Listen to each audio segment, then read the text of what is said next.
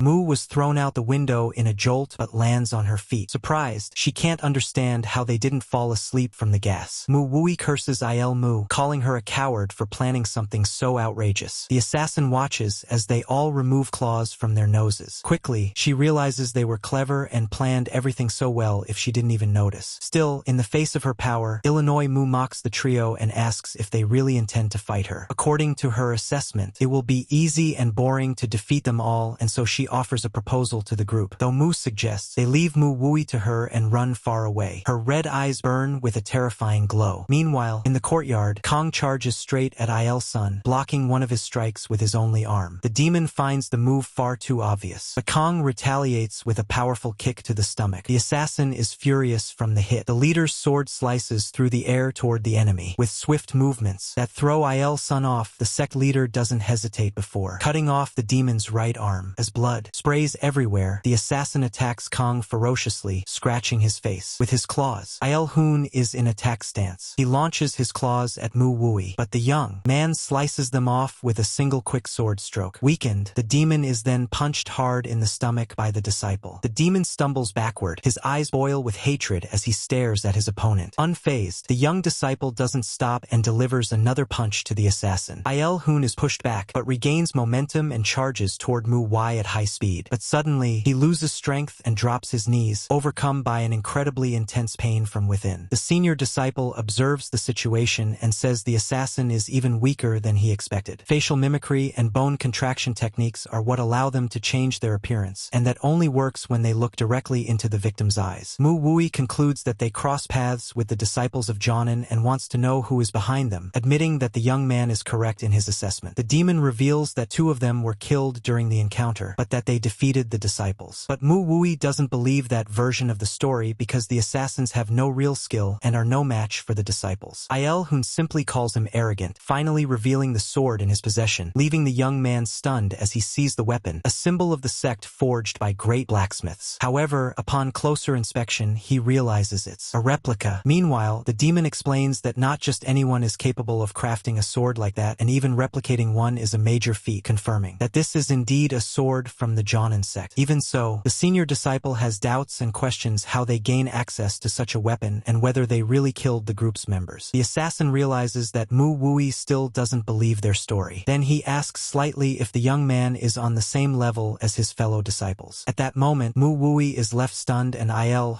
explains that even the demon assassins have different levels of ability. He cites, for example, their leader who is incredibly strong wrong, even for the master who trained them, finally revealing that she killed all the disciples of the Jonin sect. In a fit of rage, Mu Wui ends up injuring himself badly with a sword. Their son screams upon seeing his friend die. Kong doesn't understand why the young man rushed to destroy the demon so quickly. The head rolls across the courtyard like a soccer ball. The leader of the Radiant Light sect can barely believe the technique the young man just used. But before he can say anything, Mu Wui runs off in desperation, racing against time as fast as he can, regretful for wasting so much time testing his martial arts instead of helping his group. He knows he has to hurry to prevent the worst because his disciples are in danger. The large sword is stained red. Mu Wui, Mu Kaiol, and Ju Min are nearly dead, and the assassin is carrying their bodies. With the demonic gaze, she says that 2 of them might still leave alive. The 3 of them look at the girl. Mu Wui says she'll go first since the assassins seem to like her so much. She prepares for the attack and charges straight at the young woman, but she is easily able to defend herself. With absurd strength, she throws Mu Wui back. Suddenly, another group member goes toward her. Descending from above, he lands right in front of her. He grabs his sword to strike, but as he attacks, the girl ducks and avoids the blow. Now it's her turn to fight. Using her sword, she manages to wound the young man, who was sent flying backward. Suddenly, someone calls her name. She stops trying to understand where the voice is coming from. Her eyes are red with fury. The person who called her starts to panic, already full of regret. Her rival is thirsting for a real fight, but one who called her doesn't know what to do. Then we see an old memory. Someone lies on the ground being brutally attacked by a masked figure. That stranger had no chance of survival, and the masked figure is delighted with what he's done. Under a table, we see a girl trying not to make a sound. Her eyes are filled with tears. Back in the present, a girl takes a punch to the face and is thrown far away, crashing hard into the ground. The demonic girl watches her, slightly confused. The 2 exchange frightened glances. Mu Wui decides to go all in once again, charging at her rival, but her enemy manages to grab the sword and attempts another strike. Mu Wui doesn't know how to react and ends up getting struck in the stomach. Hurts her deeply. Her rival grabs her by the hair. Now, another group member tries to strike her, charging at her with all his might. The young man grabs his sword with determination and points it at the enemy, but his rival is even faster and her blow wounds him badly. His companion is horrified by what she sees. She can't believe this is really happening. Suddenly, her younger self appears beside her, pleading for her not to take the risk. The little girl says nothing can defeat that monster. To her, the only option is to run. Even if they try, they won't succeed in defeating her. She says that's the reason she's ignored so many things in life. She never trained enough, only focused on survival. And that same thing happened before. She doesn't have that much courage anymore. Now, instead of fighting, she'll have to make a different decision. But suddenly, Mu Chiu appears. Even injured, he hasn't given up. He says that person is even stronger than their senior disciple. He tells Mu Jin to leave and call for backup because he'll hold out as long as he can. Their opponent finds him stubborn for still trying. The girl thinks that running might be the only logical choice at that moment, and she wants to flee, but something feels wrong. She doesn't understand how everyone is still fighting even after losing so much. Then she returns to the repetitive thoughts from training. She doesn't think she's good enough. Mu Chiu's proposal made her feel relief, not anger. She can't understand why she's still hesitating. She remembers her training with a protagonist. According to him, Mu Jin has a tendency to self-sabotage. He talked about how she buried her fears in the past and can't deal with them today, and he asked her to remember the first time she ever held a sword. So the woman begins to try to recall it and returns to her past memory. She's under the table again, hiding, watching her family member being harmed. While the creature committing the act smiles with satisfaction, she remembers being completely alone in that terrifying place. There was nothing anyone could do during the attack except hide. Resistance was completely useless. The little girl watched as her family was destroyed, and even so, she was afraid and thought that was pathetic. To fight with more courage, she needed to learn martial arts. So she trained, and as she did, 2 of her fears faded away. Now she had become a new person. She had truly overcome herself, but she still hesitates because she feels she hasn't trained enough. That's why Mu Jin doesn't have the courage. She can't understand how everyone around her keeps fighting that hesitation, and she doesn't understand why she felt relief at the chance to walk away. She doesn't feel any different from when she was a child. She feels like she hasn't overcome anything and that she's still acting like a coward. Apparently, her training was for nothing. She realizes that all she ever did was try to escape her cowardice. To her, that kind of resistance is pathetic, and yet her team kept fighting against injustice. Even injured, they never gave up, and that's why she she tried to be like them. In the battle, she rises with determination. Now, she decides she won't run anymore. Her rival watches her, surprised, and as she lifts her head, she sees the warrior charging toward her with full force. She finds it curious that she didn't flee, but of course, still irritating. Unfortunately, that monster manages to defend herself and strikes the girl. With full force, she's left completely battered as she's thrown backward. Later, that demonic woman is stacking the team's bodies until she notices movement behind her. She turns around and sees the protagonist kneeling beside one of the bodies. He's apologizing for arriving too late and begs them to hold on just a little longer. The young man intends to end this as quickly as possible. The woman looks at him with curiosity. She finds him very amusing. It's rare to see men as brave as him. She says she doesn't usually like men much though, but she doesn't mind facing someone as bold and courageous as he is. She's hoping you won't disappoint her. The warrior thinks he must not underestimate her. He should just finish her as quickly as he can. He intends to focus solely on his attacks, and the first technique he uses is the dream sword technique. The woman is sent flying backward. She even gets hurt from the blow. She gets excited realizing that he's not only bold but also skilled. The warrior charges at her with everything he has, using his sword to strike her. At that moment, she realizes she's completely screwed. Suddenly, he uses the falling blossom palm and continues, attacking her relentlessly. The woman closes her palms together to use her ability, and just as the young man is about to strike with his sword, she manages to stop him. Then she hurls the warrior far away from there. He's surprised by the sudden attack. The woman rises and watches him. Then she crouches in his sinister stance. The young man keeps holding his sword with determination. The monster is enjoying the game, but the young man only wants to end it. Now the battle becomes even more dangerous and intense, both forgiving everything that got, but the swordsman continues to hold his ground. He counters with determination and keeps a close eye on his rival's moves. The one is pushed back hard but manages to block a stronger blow. Then she punches the protagonist. He stumbles backward, badly hurt. He glances sideways at the woman, calculating his next move. With resolve, he grabs his weapon and attacks her, and the strike is so intense that the woman is thrown far back. The young man follows her and the fight continues. From above, a warrior watches the scene unfold. Now he sees where Muji has been during all this time. He feels he shouldn't try to help in his current state. What he needs to do is try to help the other disciples of Manhwa. In the fight, the enemy now uses a different technique. That technique sends beams of light toward the protagonist. Both are deep in the forest, fighting with determination. The swordsman keeps using powerful techniques, and with his sword, he continues striking the woman. The atmosphere is tense with energy flying everywhere. The warrior runs straight toward his rival. The woman is impressed by how easily he destroyed her technique. Suddenly, she becomes afraid. The environment around them begins to shift and red smoke starts to rise around her. As a new ability being unleashed, the atmosphere begins to consume the whole area and the woman tries to escape. Even though she's injured, she thinks the whole thing is really cool and decides to counterattack with her own technique, which is quite powerful. As a result, the young swordsman is thrown back with great force, but he uses that momentum to launch himself forward and then counterattacks with his sword. The woman dodges the blow of smiling. Moonweight can't wait to finish this. That strike was enough to tear off one of her limbs. He kicks the injured woman and she is hurled backward. There, she realizes she has a big problem and says she won't be able to find it fun if he keeps acting that way. But of course, the protagonist doesn't waste time. He charges at her with everything he's got and attacks once again. The woman lies on the ground. The swordsman watches her closely, but incredibly she stands back up. She looks behind her anticipating the incoming strike and uses her power to hit him just the same. It nearly cost him a limb. That scared him a little. He knows he needs to stay more alert. To the woman, her energy is greater than his and that's what will make her win. Pain might keep him from doing much and she finds that amusing. The protagonist realizes he has to end this once and for all, so he decides to unleash his final attack. The woman is stunned by what he just did. His sword is pierced right through her body. The demonic woman is thrown violently backward. Even so, she tries hard to brace herself and not be flung too far. Injured, she stays on the ground trying to understand what just happened. By now, all her strawberry juice is spilled across the floor. On her knees, she realizes the sword sealed her fate. She examines her wounds, finding it all strange and terrifying. She can't understand how she ended up like this. She only wanted to have fun. The protagonist checks his arm to see if he's injured. Even now, the woman finds all of it somewhat amusing. She starts to accept that she lost the fight. The warrior asks if there are other monsters like her out there, but there aren't. Any Many left. They're all dead. Apparently, they'll still face trouble from people like that. The woman comments that the assassins won't stop even if the disciples of the 100-faced monster were eliminated. The swordsman asks if that man is really dead. What she knows that he never appeared in public again. So he must be dead. In truth, he's in isolation, becoming as strong as he can. The warrior grabs the sword embedded in the woman and twists it to cause even more pain. The demon screams in despair, and the protagonist demands that she tell him everything she knows. He wants to know exactly who that 100-faced monster it is. The woman says there's nothing to say because her master is in an undisclosed location. She swears she's telling him the truth, but either way, she has no reason to be honest. Wanting to end it quickly, the young man uses the sword to hurt her even more. Since she enjoys pain, she even smiles. And with that, she's completely defeated. That night falls, and soon dawn breaks. One of the disciples begins to wake up. She rises, startled. Her entire body aches terribly from the fight. Beside her, the protagonist tells her to be careful not to hurt herself further. She looks at her senior attentively. She asks what happened to the assassins from the night before. Their swordsman tells her not to worry. He's already taken care of them all. Everyone in the group is okay, and he tells the girl to drink something to recover. She drinks calmly. Then her senior apologizes. He says he didn't expect their rival to be that strong. His companion might not have survived that. He didn't expect everyone to sacrifice themselves like that and considers it foolish. But as their senior, it's his responsibility, and when he returns to Mount Hoa, he will step down from his position. He has already informed everyone of his decision. Muchio said she was the only one who stepped up against the assassins. Since it's already late, he doesn't want to hear all the details. In her memories, we return to the scene where she charged at her rival and her enemy counterattack, striking her hard. It hurt her a lot. Her sword fell to the ground. The whole time her friend had been watching. Suddenly, he got up, surprising the enemy. The protagonist listens to every detail of that story. Mujin thinks it all sounds like a joke, but to the swordsman, none of it matters anymore. But the young woman disagrees. Sometimes the difference between a small action and a real decision is what truly changes something. To him, she's like this because she just fought someone incredibly strong. Though sooner or later, it may happen again. What she needs to do is stop dwelling so much on the past. Now the conversation has gone on long enough. Her senior calls her and she asks where they're going. The warrior says they're both going to train, but she says she's still too hurt to do that. But to Muhue, this is the perfect moment. Suddenly, she finds herself in a warm, soothing lake. Her companions are there too, talking about how nice is to take that time for themselves. Mubuet is also enjoying the moment and relaxing. They are sure she's having a great time. So the video ends here. If you don't want to miss the next part, activate the notification bell and see you next time on TOB's channel.